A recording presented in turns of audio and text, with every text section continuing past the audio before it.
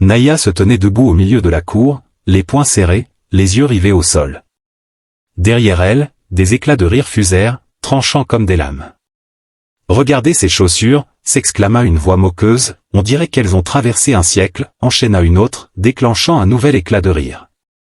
Naya resta immobile, connaissant ce jeu par cœur. Depuis toujours, elle était la fille du pauvre, celle dont le père se brisait le dos pour quelques pièces.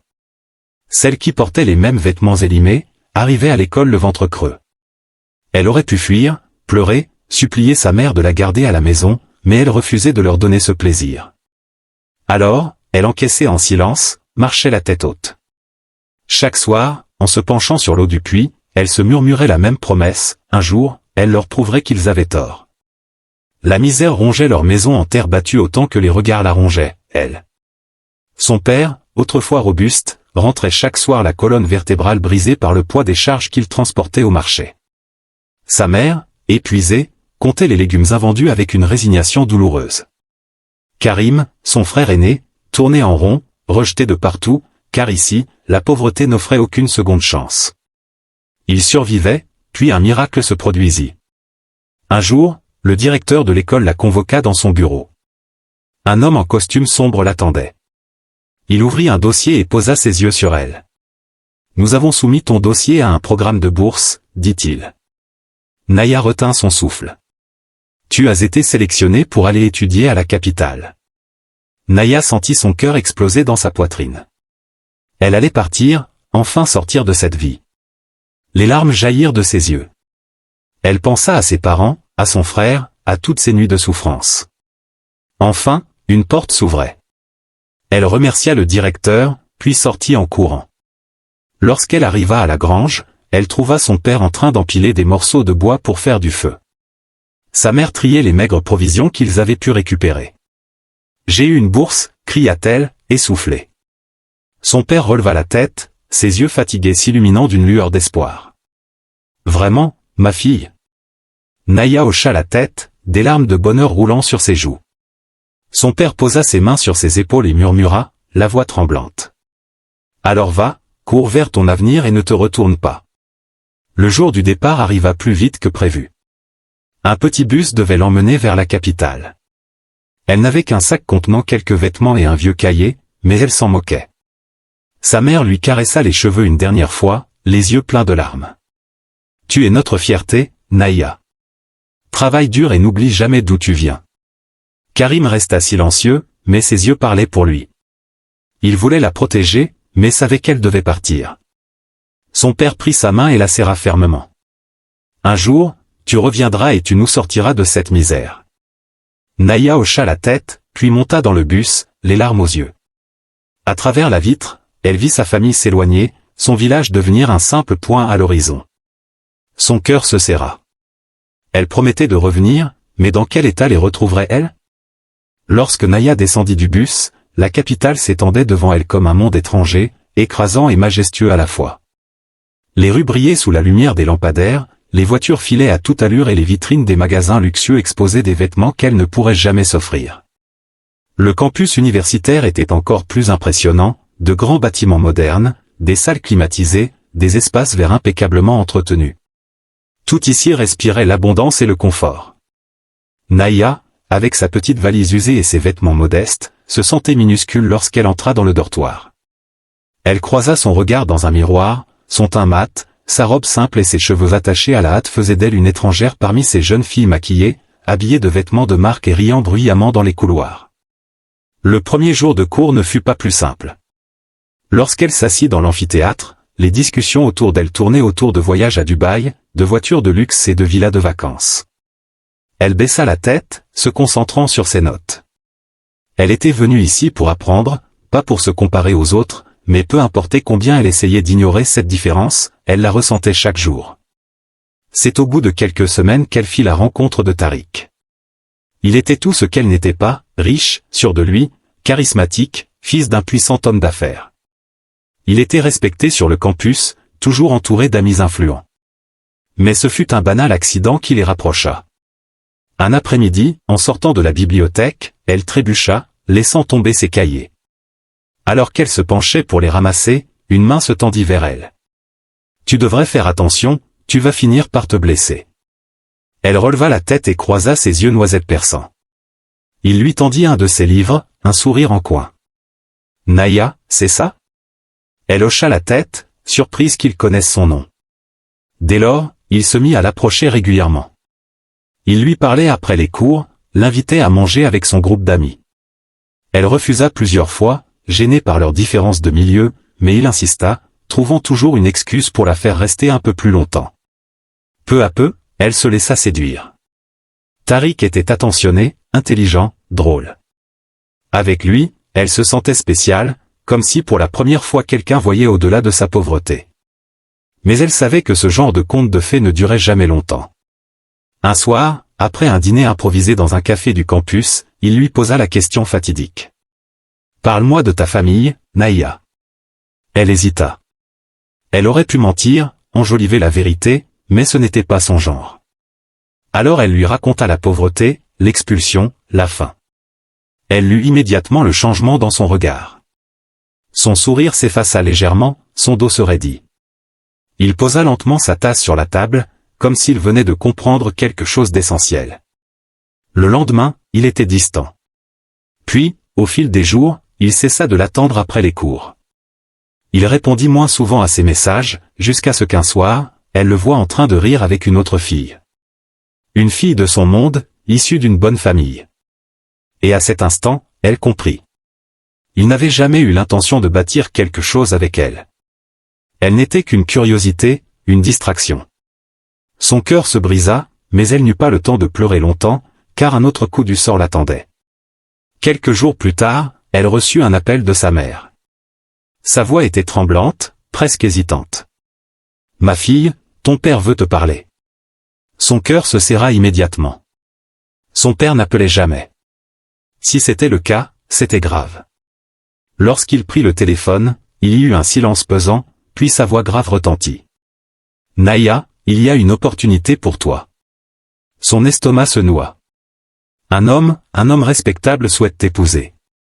Elle sentit son souffle se couper. Quoi? Il est riche, influent, et il peut changer nos vies. Naya se leva brusquement du lit où elle était assise. Papa, je ne peux pas. Je suis encore à l'université. Mais son père poursuivit, la voix brisée. Nous n'avons plus le choix, ma fille. J'ai essayé, j'ai vraiment essayé, mais je suis malade. Nous n'avons plus d'argent, et ton frère n'a aucun avenir ici. Ses mains tremblèrent. Qui est cet homme? Murmura-t-elle, craignant la réponse. Il y eut un silence, puis son père lâcha enfin la vérité. Aujourd'hui, c'était à elle de faire ce sacrifice. Naya passa une nuit blanche, les yeux fixés sur le plafond.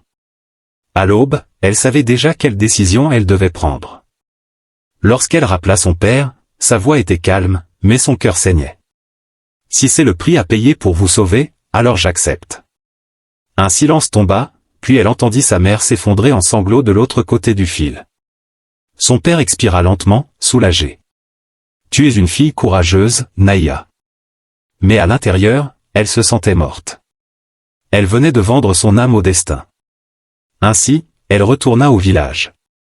Les jours qui suivirent l'acceptation du mariage furent marqués par un mélange étrange de curiosité et de murmures. Le village tout entier semblait avoir un avis sur l'union de Naya avec Monsieur Hassan.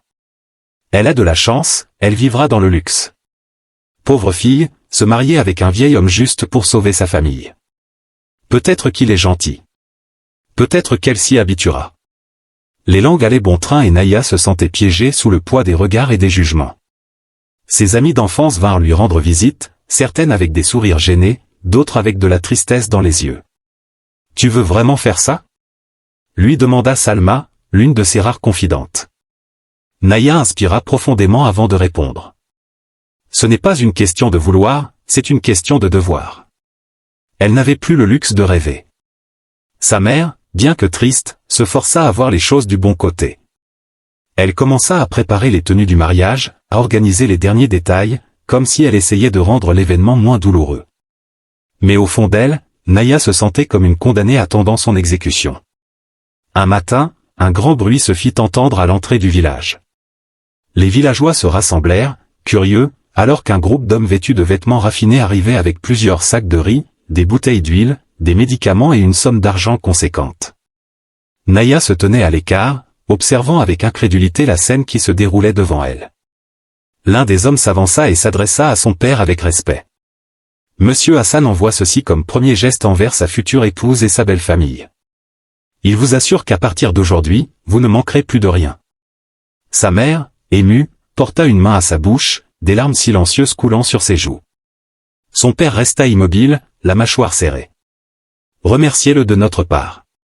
Mais Naya ne ressentit ni soulagement ni gratitude. Elle comprenait que ces cadeaux, aussi généreux soient-ils, étaient les chaînes dorées qui liaient son destin. Quelques jours plus tard, une enveloppe fut remise à Naya. C'était une lettre de Monsieur Hassan. Elle l'observa un moment, la tenant du bout des doigts, comme si elle pouvait la brûler par son simple regard. Puis lentement, elle l'ouvrit. Naya. Je sais que ce mariage n'est pas ce que tu avais imaginé. Je ne cherche pas à te tromper en te promettant un amour immédiat ou une vie parfaite. Mais sache ceci, je te respecterai, je veillerai à ton bien-être et à celui de ta famille, et jamais je ne te traiterai avec mépris. J'espère qu'avec le temps, tu pourras trouver un certain bonheur à mes côtés. Pas de grandes déclarations, pas de promesses illusoires, juste une honnêteté brutale. Elle posa la lettre sur sa table, fixant le mur d'un regard vide. Qui était cet homme? Était-il sincère? Elle n'avait aucune réponse, mais une chose était certaine, qu'il soit bon ou mauvais, son destin était désormais lié au sien. Quelques jours plus tard, Monsieur Hassan arriva enfin au village. Le matin de son arrivée, une agitation inhabituelle parcourut les ruelles poussiéreuses. Une voiture luxueuse s'approchait, soulevant un nuage de poussière sur son passage. Naya, postée derrière la porte de leur petite maison, observa la scène avec le cœur battant. La voiture s'arrêta et la portière s'ouvrit lentement. Un homme en descendit. Il était grand, vêtu d'un costume élégant. Ses cheveux, presque entièrement gris, étaient soigneusement coiffés. Son visage portait les marques du temps, mais son regard était vif, perçant, analysant son environnement avec assurance. Les villageois s'inclinèrent légèrement en signe de respect. Son père s'avança le premier. « Monsieur Hassan, bienvenue chez nous. » L'homme lui serra la main fermement, puis tourna la tête vers Naya. Elle sentit un frisson la parcourir. Il la regarda longuement avant de lui adresser un sourire discret. « Ainsi, c'est toi, Naya. » Sa voix était profonde, posée, sans arrogance ni froideur. Mais elle ne répondit pas, incapable d'articuler le moindre mot. Il se tourna vers son père. « Puis-je parler avec elle en privé ?» Son père hésita, puis hocha la tête. Ils s'éloignèrent un peu, s'asseyant sur un banc sous un grand manguier. « J'imagine que tout ceci est difficile pour toi, » commença-t-il calmement. Elle hocha la tête, gardant le silence. Il poussa un léger soupir. « Je ne vais pas prétendre être ce que je ne suis pas. Je suis plus âgé que toi, je vis dans un monde très différent du tien. Mais je veux que tu saches une chose, jamais je ne te forcerai à quoi que ce soit. Tu auras ton espace, ta liberté, et je te traiterai avec respect. » Elle leva enfin les yeux vers lui. Il n'avait rien du vieillard sénile et autoritaire qu'elle avait imaginé. Mais pouvait-elle lui faire confiance? Il attendit un instant, puis se leva. « Le mariage est prévu dans quelques jours. Si tu as des questions, je suis là. » Sur ces mots, il retourna vers la voiture, laissant Naya seule avec ses pensées. Le jour du départ était arrivé. Elle se tenait devant la maison familiale, une petite valise posée à ses pieds. Sa mère sanglotait doucement, ajustant une dernière fois son voile. « Prends soin de toi, ma fille. » Karim, son frère, se tenait en retrait, les bras croisés, le regard sombre. « Tu es sûr de vouloir y aller ?» demanda-t-il, la voix tremblante. Elle le regarda avec tendresse. « Ai-je vraiment le choix ?» Il détourna le regard, serrant les poings. Puis son père prit la parole. « Nous t'aimons, Naya, et nous sommes fiers de toi. » Elle hocha la tête, retenant ses larmes. Puis, sans un mot de plus, elle ramassa sa valise et se dirigea vers la voiture où Monsieur Hassan l'attendait. Le moteur ronronna et, peu à peu, le village disparut derrière elle. Son cœur se serra. Elle venait de quitter tout ce qu'elle avait jamais connu, et devant elle, un avenir incertain s'étendait. Le jour du mariage arriva rapidement, trop rapidement pour que Naya puisse vraiment s'y préparer. La cérémonie se déroulait dans le grand jardin d'une résidence privée que M. Hassan possédait à la périphérie de la ville. Il n'y avait ni faste ni éclat. Le décor était élégant mais sobre, les invités triés sur le volet, quelques membres influents du village, quelques notables de la ville et, bien sûr, la famille de Naya, vêtus de leurs habits les plus modestes au milieu des tenues luxueuses des autres convives. Les murmures allaient bon train. Regardez-la, si jeune. Elle n'a sûrement pas eu le choix. Il pourrait être son grand-père. Naya entendait tout, mais elle gardait le regard fixé devant elle, ses mains tremblantes sous le voile qu'on avait déposé sur sa tête. Monsieur Hassan, quant à lui, restait impassible, son regard fixé sur elle avec une étrange douceur. Il n'avait rien d'un tyran ni d'un prédateur. Il semblait sincère dans son engagement. Quand vint le moment fatidique, on lui posa la question.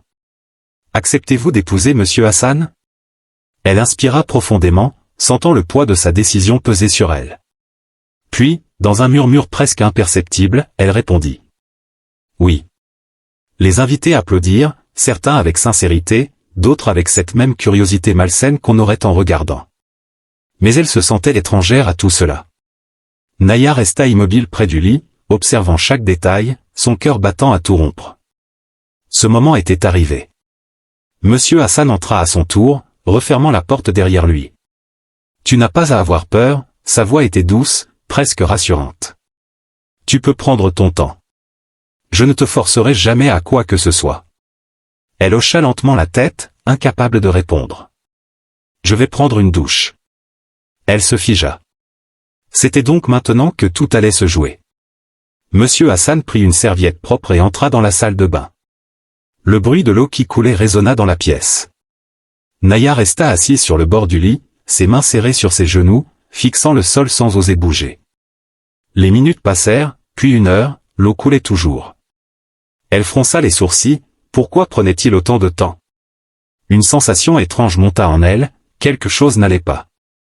Elle se leva lentement et s'approcha de la porte de la salle de bain. « Monsieur Hassan ?» Aucune réponse. Elle hésita puis frappa doucement. Toujours rien. Son cœur accéléra. Elle posa la main sur la poignée, puis lentement elle ouvrit la porte. Son souffle se coupa.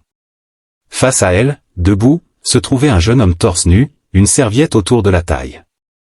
Naya recula brusquement, heurtant presque le mur derrière elle. « Qui êtes-vous » L'inconnu la regarda avec un mélange d'amusement et de nervosité. Naya. Il connaissait son nom. Elle secoua la tête, c'était impossible. « Où est Monsieur Hassan » s'écria-t-elle. Il fit un pas en avant, levant les mains en signe d'apaisement. « Écoute-moi. » Mais elle n'écoutait plus, son cœur tambourinait dans sa poitrine. Elle venait d'épouser un homme de 60 ans, et maintenant un inconnu sortait de la salle de bain à sa place. Elle recula encore, cherchant une issue. « Si tu cries, cela va compliquer les choses », sa voix était la même, exactement la même, mais ce visage, ce corps, ce n'était pas Monsieur Hassan. Pourtant, un frisson lui parcourut la colonne vertébrale. Il ressemblait à quelqu'un qu'elle avait déjà vu, mais où? L'inconnu murmura. « Je suis Monsieur Hassan. » Naya sentit ses jambes trembler. « C'est impossible. » Il soupira et s'approcha lentement, la fixant avec une intensité troublante. « Je sais que c'est difficile à croire, mais c'est la vérité. » Elle secoua la tête, refusant d'accepter ce qu'elle voyait. « Non, non, Monsieur Hassan est un homme âgé, il ne peut pas être toi. » Il acquiesça lentement. « Maintenant, c'est à toi de décider. Tu es libre de rester ou de partir. » Naya sentit son cœur battre plus fort. Que devait-elle faire? Naya était figée, son regard passait du visage de l'homme devant elle au pot de maquillage et prothèses disposées sur la table. Chaque seconde qui passait rendait la situation plus irréelle. « Tu mens » sa voix était basse, tremblante. Elle voulait croire que tout cela était un cauchemar, une illusion dont elle allait se réveiller. Mais l'homme, ou plutôt Hassan si c'était bien lui, resta calme.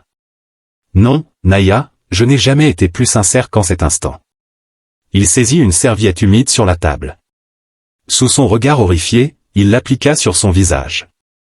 Peu à peu, la pauvre idée que Naya connaissait se dissolvait, révélant des traits jeunes, un polissage des yeux brillants d'intelligence. Elle recula d'un pas, les jambes faibles. Tout ce qu'elle croyait savoir était faux. L'homme qu'elle avait épousé n'était pas un vieil homme, il était jeune, un imposteur. « Pourquoi tu as fait ça ?» murmura-t-elle, la voix brisée par l'émotion. Il posa la serviette et croisa les bras, son regard plus sérieux que jamais. « Parce que je devais savoir. » Naya le fixait, incapable de comprendre.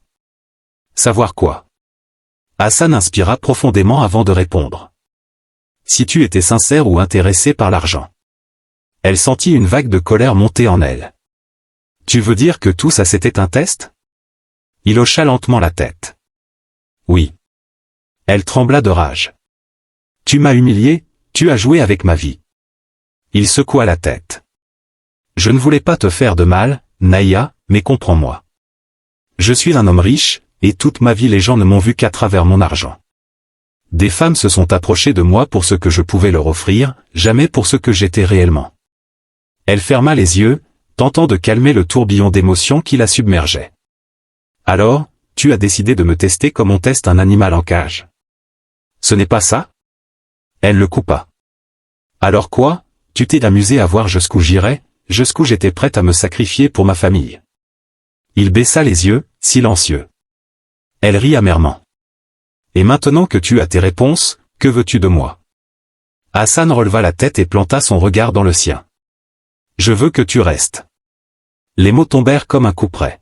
« Pourquoi je resterais ?» siffla-t-elle en croisant les bras. Il s'approcha doucement, prudemment, comme si un seul faux pas pouvait tout briser. « Parce que je suis tombé amoureux de toi. » Naya sentit son cœur s'arrêter une fraction de seconde. « Ne me dis pas ça. C'est pourtant la vérité. » Elle secoua la tête, refusant d'écouter. « Tu ne me connais pas, tu m'as observé comme une expérience de laboratoire, mais tu ne sais rien de moi. » C'est faux. Je sais que tu es une femme forte, une femme qui a sacrifié son propre bonheur pour sa famille. Une femme qui aurait pu fuir, qui aurait pu choisir un autre chemin, mais qui a tenu parole. Elle sentait les larmes monter, mais elle refusa de les laisser couler. Et moi, ai-je le choix dans tout ça? Il eut un sourire triste. Tu l'as maintenant. Un silence pesant s'installa. Puis doucement, il ajouta. Tu m'as déjà vu avant, tu sais. Elle fronça les sourcils. Quoi? Il sortit une petite boîte en bois d'un tiroir et l'ouvrit. À l'intérieur, une vieille photo jaunie. Elle la prit avec précaution et l'observa, son souffle se coupa. C'était une image d'elle, il y a quelques années. Elle était debout devant une petite boutique, tendant de la monnaie à un vieil homme mal habillé. Et derrière cet homme, un jeune garçon regardait la scène avec attention. Elle releva les yeux vers Hassan, ses mains tremblant. Ce garçon, c'était toi. Il hocha la tête. Cet homme était mon grand-père. Un jour, il est venu dans ton village habillé pauvrement pour voir comment les gens le traiteraient sans sa richesse. Elle se souvenait maintenant, un vieil homme fatigué qui avait du mal à payer son repas. Elle avait payé pour lui. Tu étais la seule à l'avoir aidé ce jour-là. Elle se mit à trembler. Et alors, qu'est-ce que ça prouve?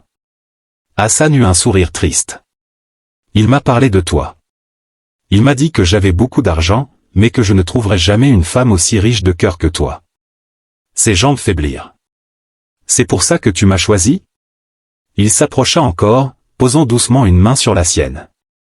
Oui, parce que je savais que tu étais différente. Parce que je voulais voir si ce que mon grand-père avait vu en toi était vrai.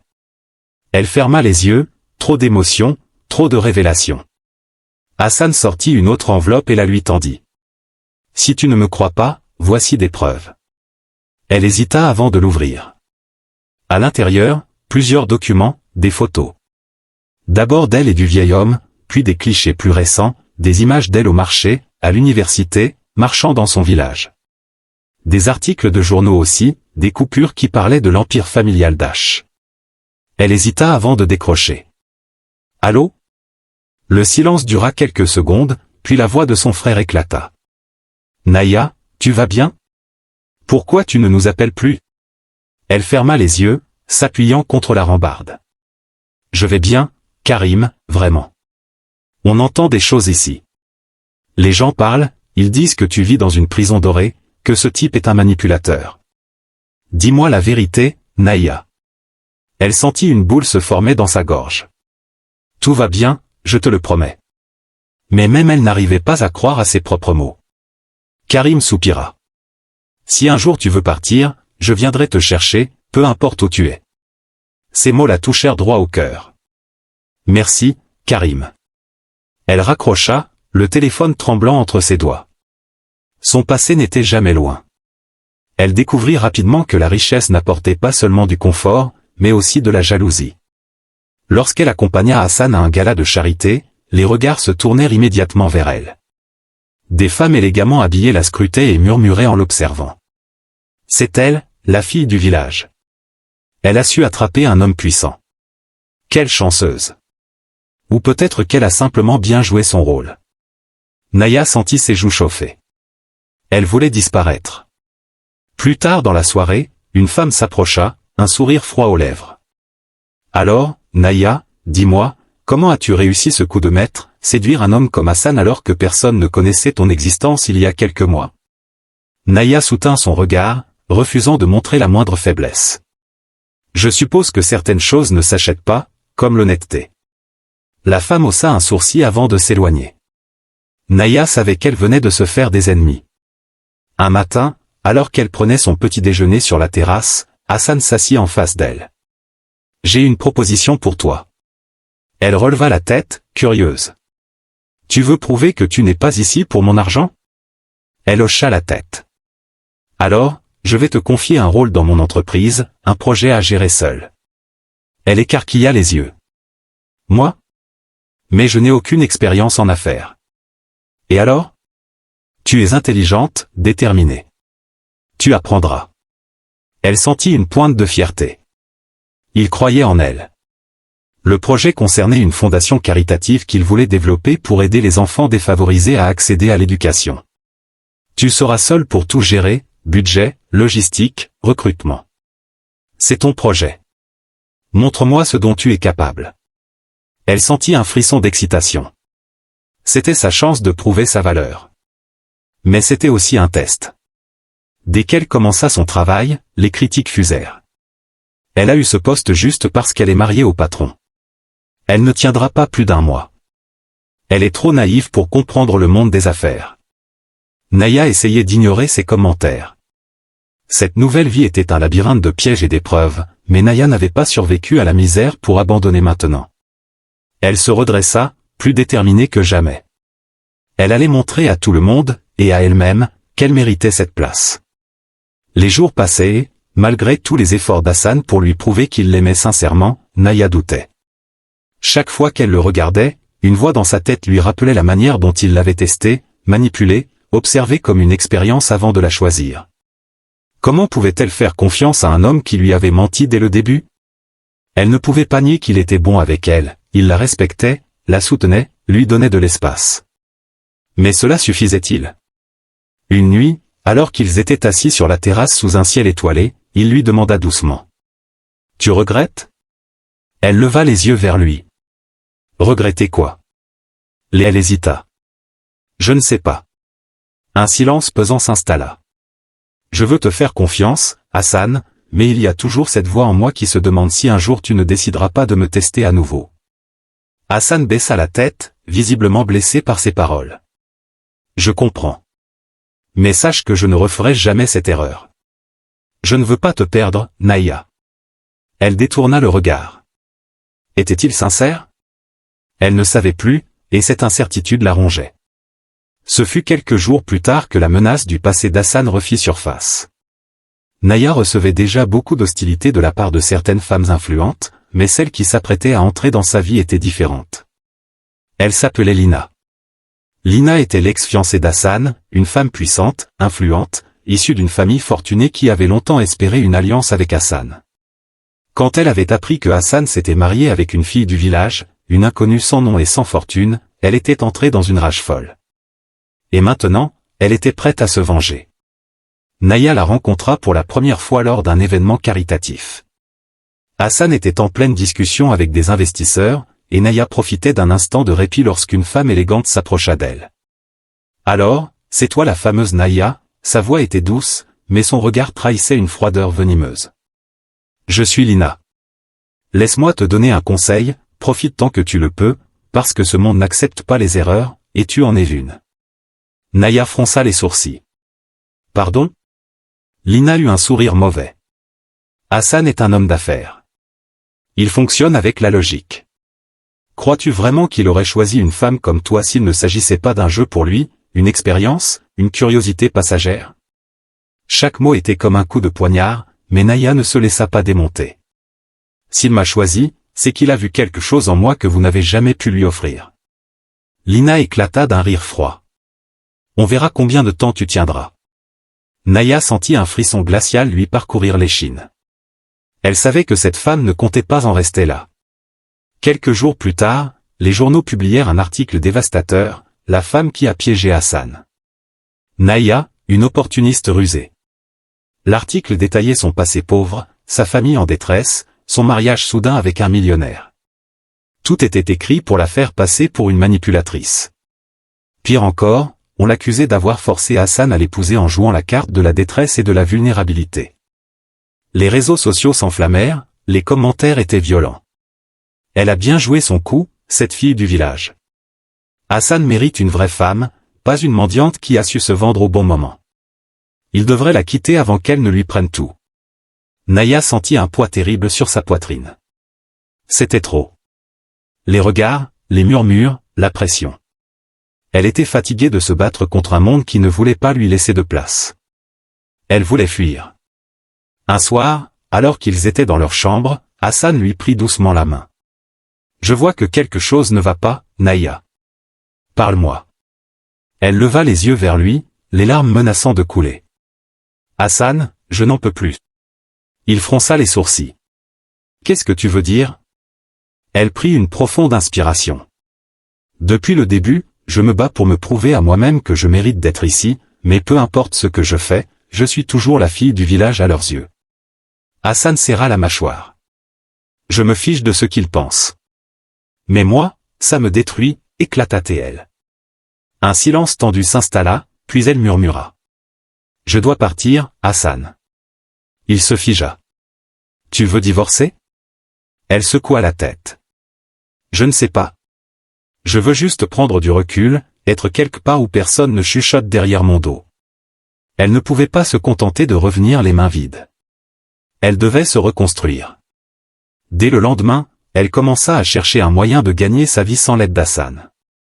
Elle refusa ses appels, ignorant les messages qu'il lui envoyait. Elle devait y arriver seule. Naïma avait toujours une passion pour les tissus et la couture. Elle avait appris enfant en observant les femmes du village réparer leurs vêtements. Avec les maigres économies qu'elle avait, elle acheta quelques morceaux de tissu et se mit à coudre des vêtements traditionnels revisités avec une touche moderne. Elle commença petit, quelques robes, des boubous, des écharpes. Au début, personne ne s'y intéressa, mais un jour, une femme influente du village acheta l'une de ses créations et en fit les éloges lors d'un événement local. Rapidement, les commandes affluèrent. Son talent attira des clientes bien au-delà du village. Elle ouvrit un petit atelier, embauchant quelques jeunes filles pour l'aider. En quelques mois, son travail fit parler de lui jusqu'à la capitale. On parlait désormais d'elle non plus comme la femme d'Hassan, mais comme une entrepreneure talentueuse. Elle avait réussi sans son argent, sans son nom, sans lui. De son côté, Hassan observait de loin l'évolution de Naïma. Elle refusait toujours de lui parler et cela le tuait à petit feu. Il comprenait enfin qu'il l'aimait vraiment. Ce n'était plus un test, ce n'était plus une expérience. C'était elle, sa force, son courage, son intégrité. Il aurait pu lui envoyer de l'argent, lui proposer son aide, mais il savait que ce serait une insulte à tout ce qu'elle voulait prouver. Alors, il resta en retrait, mais il n'avait jamais cessé de la suivre du regard. Un soir, alors qu'il regardait une interview qu'elle avait donnée à une chaîne locale sur son entreprise, il sentit un pincement au cœur. Elle était épanouie. Il se demanda si elle avait encore une place pour lui dans sa vie. Mais plus Naïma réussissait, plus elle attirait des ennemis. Un matin, alors qu'elle ouvrait son atelier, elle découvrit avec horreur que tout avait été vandalisé. Les vêtements étaient déchirés, les machines cassées, les tissus brûlés. Elle sentit la colère monter en elle. Qui pouvait vouloir lui faire ça? Puis elle reçut un appel. Une voix féminine froide, remplie de mépris. Tu aurais dû savoir qu'on ne prend pas la place d'une femme comme moi si facilement. C'était Lina, l'ex-fiancée d'Hassan. Elle voulait se venger. Mais au lieu de pleurer, Naïa se releva. Elle utilisa ses économies pour tout reconstruire avec l'aide de son village. Elle rebâtit son atelier, plus grand encore, et cette fois elle était prête à affronter ses ennemis. Le succès de Naïma avait attiré les regards jaloux et les ennemis silencieux. Elle dérangeait. Son ascension rapide dans le monde de la mode, son influence grandissante et surtout son indépendance faisaient grincer des dents. Mais elle ne savait pas encore à quel point elle était en danger. Un soir, alors qu'elle terminait tard à l'atelier, elle sentit un frisson glacial lui parcourir la nuque. Elle ferma la boutique et s'engagea dans la ruelle qui menait à sa maison. Un bruit derrière elle, un pas, puis un deuxième. Elle accéléra instinctivement le pas, son cœur battant de plus en plus vite. Tu es bien trop confiante pour une fille qui a marché sur les pieds de la mauvaise personne. La voix masculine sortit de l'ombre. Naïma sursauta et se retourna brutalement. Un homme en costume sombre se tenait là, les mains dans les poches, l'air détendu mais son regard glacial. « Qui êtes-vous » demanda-t-elle, la gorge serrée. L'homme esquissa un sourire menaçant. « Disons que certaines personnes préfèrent que tu disparaisses du paysage. » Naïma recula, l'adrénaline envahissant son corps. Elle tenta de rester calme, mais elle savait que cette fois elle était seule. L'homme fit un pas en avant.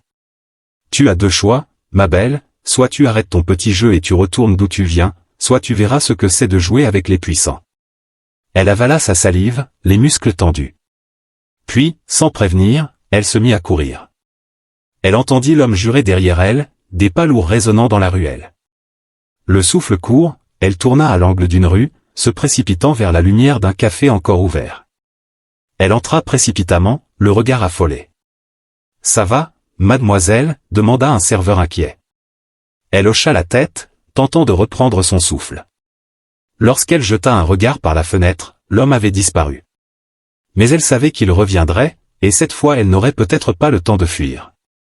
Naïma tenta de garder le silence sur ce qu'il s'était passé. Elle ne voulait pas montrer de faiblesse ni demander l'aide de qui que ce soit. Mais la menace était plus grande qu'elle ne l'avait imaginé. Le lendemain matin, elle retrouva son atelier de nouveau vandalisé. Les vêtements avaient été déchirés, les machines cassées, les murs couverts de graffitis. « Retourne à ta place, fille du village. » Ses mains tremblaient de rage, mais cette fois elle n'était plus seule. Quelques heures plus tard, alors qu'elle tentait de comprendre ce qui s'était passé, son téléphone sonna. Elle décrocha et la voix glaciale d'Hassan résonna à l'autre bout de la ligne. « Pourquoi tu ne m'as rien dit ?» Elle sentit son souffle se bloquer. « Ce n'est pas ton problème, Hassan. C'est toi mon problème, Naïma. » Il y eut un silence, puis il ajouta d'une voix plus sombre. « Je ne vais pas les laisser t'atteindre. » Dans l'heure qui suivit, des hommes de confiance d'Hassan arrivèrent devant l'atelier. Ils ne posèrent aucune question. Ils sécurisèrent les lieux, interrogèrent les voisins et surtout retrouvèrent l'homme qui l'avait menacé. Le lendemain matin, un message anonyme arriva sur le téléphone de Naïma. Une photo, l'homme en costume sombre, le visage tuméfié, visiblement battu, et un simple message d'Hassan. Il était envoyé par Lina. « Elle ne te causera plus de problème. Personne ne te touchera tant que je serai là. » Elle sentit un frisson lui parcourir l'échine. Hassan était prêt à tout pour elle. Mais elle ne pouvait pas le laisser régler tous ses problèmes. Alors, pour la première fois depuis son départ, elle alla le voir. Hassan la reçut dans son bureau, son regard trahissant une inquiétude qu'il n'avait jamais montrée auparavant. « Tu es venu. Je ne pouvais pas laisser quelqu'un d'autre décider pour moi. » Il s'approcha, mais elle recula légèrement. « Pourquoi tu es encore là pour moi, Hassan ?» Il passa une main dans ses cheveux, visiblement à bout. « Parce que je t'aime. » Elle le fixa longuement. « Tu m'as menti, Hassan, depuis le début. Tu as joué avec moi. Comment veux-tu que je croie en ton amour maintenant ?» Il soupira et s'approcha davantage, plongeant son regard dans le sien. « Je t'ai testé, oui, et je sais que j'ai fait une erreur. Mais chaque jour depuis que tu es parti, j'ai compris une chose. Je ne veux pas une femme que je peux tester, je veux une femme que je peux aimer. Et c'est toi, Naïa. » Son cœur se serra. Elle voulait lui en vouloir, mais une partie d'elle voulait le croire. « Alors, qu'est-ce que tu veux, Naïma ?» demanda-t-il enfin. Elle baissa les yeux, réfléchissant à la réponse. Elle avait passé des mois à se reconstruire, à prouver qu'elle pouvait exister sans lui, mais pouvait-elle vraiment l'effacer de sa vie? Elle releva la tête. Je ne veux pas être une femme qui vit dans ton ombre. Tu ne le es pas. Je ne veux pas d'un homme qui me teste. Je ne referai jamais cette erreur. Elle inspira profondément puis, d'une voix calme, répondit. Alors prouve-le-moi. Hassan fronça les sourcils. Comment? Elle le regarda droit dans les yeux. Si tu veux que je revienne, si tu veux qu'on ait une chance, tu vas devoir me laisser tout reconstruire à ma façon. C'est-à-dire? Je veux créer quelque chose avec toi, mais cette fois en tant que partenaire, pas en tant que femme qui doit te prouver sa valeur. Un sourire apparut lentement sur son visage. Tu veux un partenariat. Elle hocha la tête. Je veux être ton égal. Hassan s'approcha et lui prit la main. Alors faisons-le ensemble.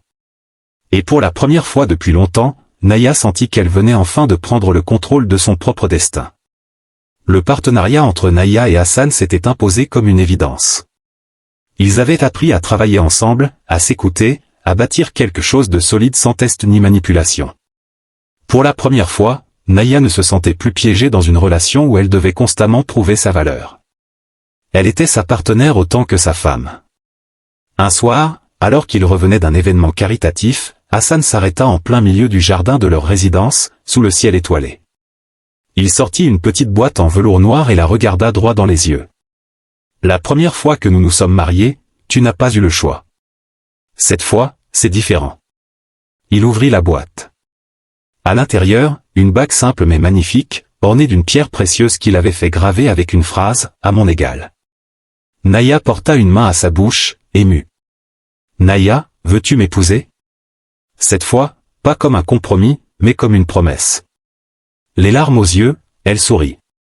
Oui, Hassan. Cette fois, c'était leur mariage, le vrai.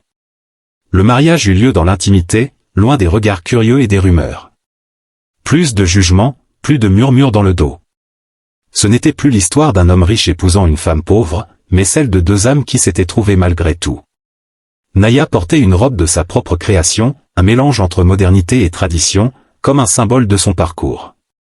Lorsqu'Hassan la vit remonter l'allée, il sut que cette fois, il ne laisserait rien briser ce qu'ils avaient construit ensemble. Et lorsqu'ils échangèrent leurs vœux, il murmura doucement. « Je te choisis encore et toujours. » Elle lui serra la main et répondit. « Et moi, je me choisis moi-même, et toi avec moi. » Un tonnerre d'applaudissements éclata. Cette fois, ils avaient écrit leur propre histoire. Quelques semaines après le mariage, Naïma insista pour retourner au village. Elle n'était plus la jeune fille naïve qui l'avait quittée la tête basse. Elle revenait en tant que femme accomplie. Lorsqu'elle arriva avec Hassan, les regards avaient changé. Les murmures n'étaient plus de la moquerie mais de l'admiration et du respect. Des femmes l'abordèrent, lui demandant des conseils sur leur propre avenir, des jeunes filles la regardaient comme un modèle.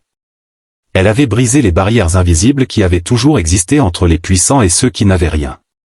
Et surtout, elle n'avait rien oublié de ceux qui avaient souffert avec elle.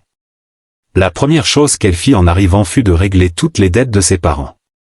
Son père, affaibli par la maladie, reçut enfin les soins médicaux qu'il méritait. Elle aida Karim, son frère, à ouvrir un commerce stable afin qu'il n'ait plus jamais à mendier un emploi. Enfin, elle fit bâtir une nouvelle maison pour ses parents.